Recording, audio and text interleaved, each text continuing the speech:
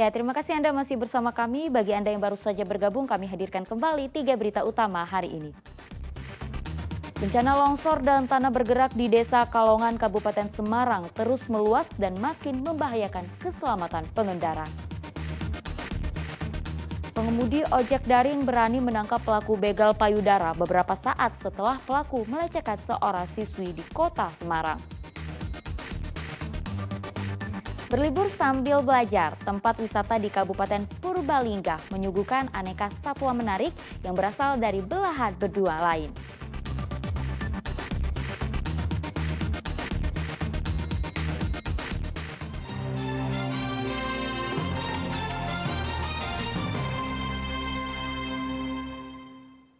KPU Kota Tegal menggelar uji publik rancangan penataan dapil dan alokasi kursi anggota DPRD pada Kamis kemarin.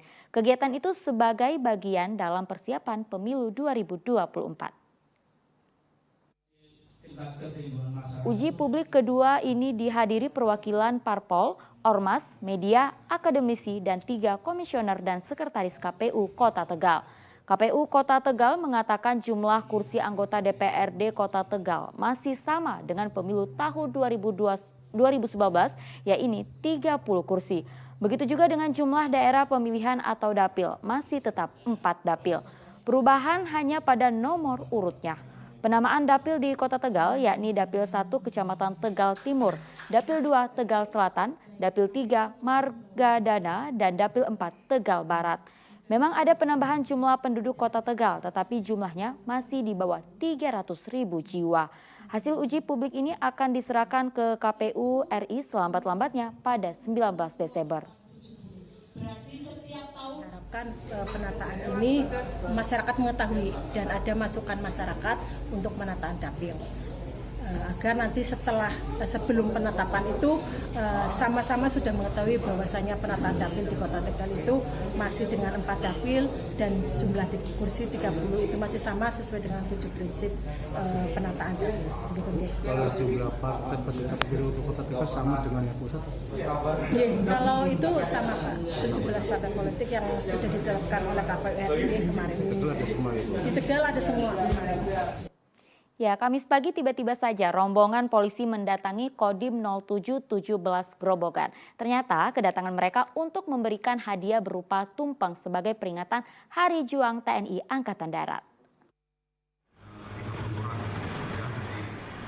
Ada yang berbeda dengan peringatan Hari Juang TNI Angkatan Darat di Kodim 0717 Grobogan. Tanpa diundang, Kapolres Grobogan AKBP Beni Setiawadi beserta anak buahnya memberi kejutan. Mereka membawa tumpeng untuk Dandim 0717 Grobogan Letkol Arhanut Muda Setiawan.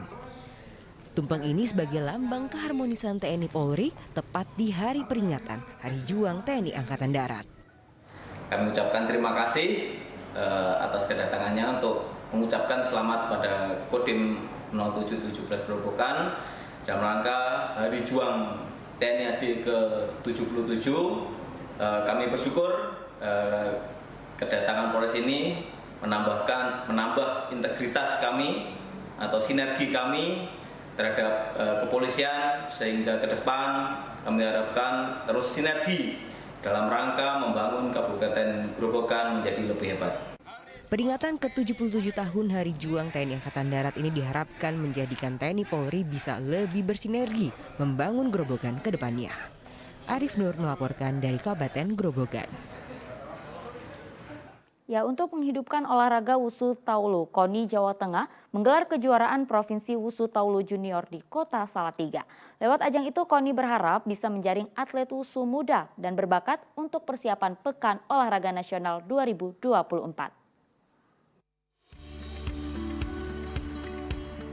262 atlet Wusu dari 24 sasana mengikuti kejuaraan Provinsi Wusu Taulu Junior Jawa Tengah. Bertempat di Gor Kridanggo Kota Salatiga, ada 12 kelas yang dipertandingkan sejak 14 hingga 18 Desember mendatang. Kejur Prof Wusu yang hanya diikuti atlet junior bertujuan untuk mencari bibit handal Wusu. Apalagi regenerasi atlet Wusu di Jawa Tengah bisa dikatakan tak merata. Dari 35 kabupaten kota, hanya 12 kabupaten kota yang memiliki perwakilan atlet Wusu. Karena wusu di Jawa Tengah ini belum merata. Bahkan ada di beberapa kota juga tidak ada wusunya. Targetnya apa nih? Targetnya kita ya pertama target secara umum ya itu kita akan menghasilkan bibit-bibit Jawa Tengah seperti itu. Yang kedua untuk di Salatiga juga ya kita akan menghasilkan apa ya atlet Salatiga, dan yang paling utama adalah menghidupkan kembali wusu di Salatiga, memasyarakatkan wusu di Salatiga. Adanya kejuaraan ini tentu menarik minat para atlet wusu junior. Tak hanya menjadi juara, kejuaraan ini juga sebagai bentuk untuk menyalurkan hobi dan menambah pengalaman baru. Keindahan sama kefokusannya. Melatih kefokusan. Sering latihan rutin. Latihan rutin. Iya. Ya. Berapa kali? Seminggu 5 kali. 5 kali. Di lomba ini ikut kelas apa? Nanjin. Asiknya ya tergantung selera ya. Selera kan ikut bela diri.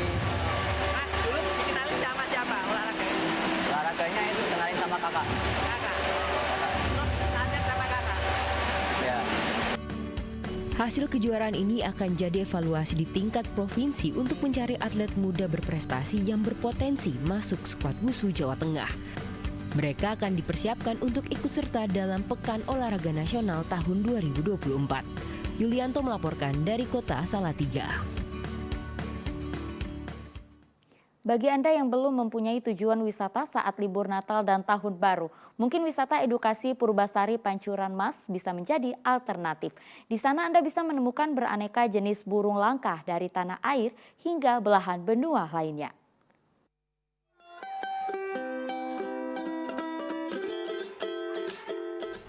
Nah, penasaran bukan di mana ya bisa melihat aneka ragam jenis burung ini?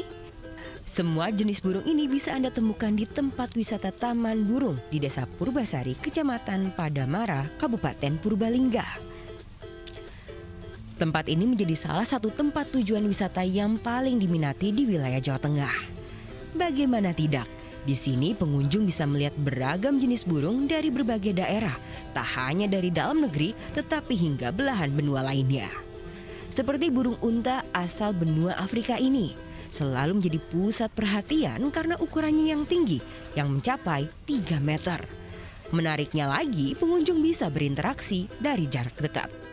Dan di sini itu ada berbagai macam jenis burung langka yang berasal dari seluruh benua ataupun yang domestik. Jadi para pengunjung yang belum pernah bisa melihat burung-burung langka di Purbasari Pancuran Mas ini merupakan wahana edukasi dan bisa melihatnya di sini. Jadi istana burung ini bisa menjadi tujuan utama oleh pengunjung selain akuarium. Memang berbagai macam burung ada ya, Mbak? Ada di sini, dari berbagai macam negara di sini ada. Dengan luas lahan 5 hektar, pengunjung dijamin puas bisa berlibur dan menambah edukasi tentang beragam burung di tempat wisata ini.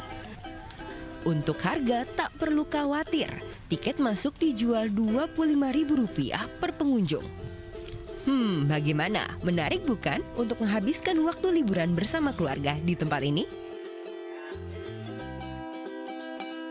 Mardianto melaporkan dari Kabupaten Purbalingga.